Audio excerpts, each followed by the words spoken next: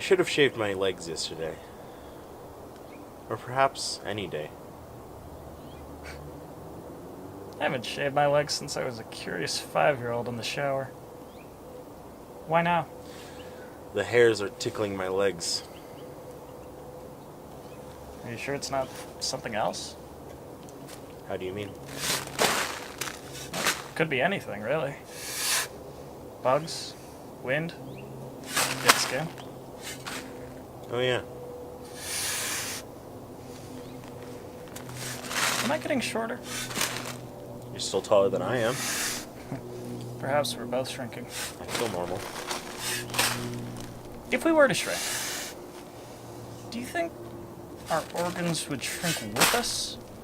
Or would they, like, squeeze out of our mouths as our skin and bones shrink around them?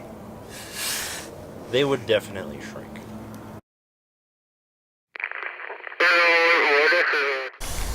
How do you know? I don't know. Well, how can you be so sure? I can't. What I can be is curious and willing to find out. I've never been good at waiting to find things out. How do you mean? Well, if, say, someone were to tell me, I don't know, that I'd be buried alive. Well, the first thing that would scare me is, the fact that I would probably die. But the second thing that would scare me is when. Why that? And not where you were buried or how deep? What if you're only buried from the waist down? Or from the neck down, and your head would be above ground to communicate and talk to the rest of the world? Well, what if they took me away at breakfast? Or if I was about to go on a hike that I had always wanted to do? If I was about to do something that, really terrified me, like asking out a beautiful woman?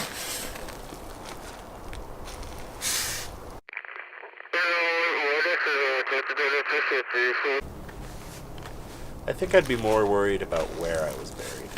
How do you mean? Like, what if I was buried in the deep woods, with only my neck and head above ground? Then I would be defenseless to any squirrel looking for a large nut. Or a bear. My point is, once you're in this situation, you know what you should do, what's going to happen, and how you need to react. But it's the not knowing that builds anticipation every moment of your life.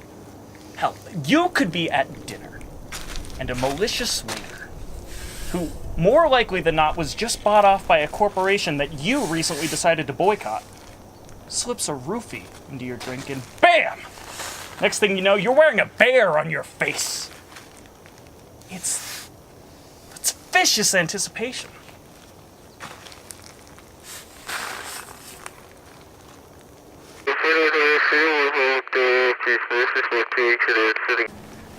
That sounds like a horribly stressful way to live your life. If you go around every corner worried about someone knocking you out and burying you alive, you won't go around any corners, and you'll miss out on all the splendid things they may have to offer. Yeah, but I don't want to be caught off guard in a situation where I could die. You will never, ever know enough about the world to be prepared for what may happen.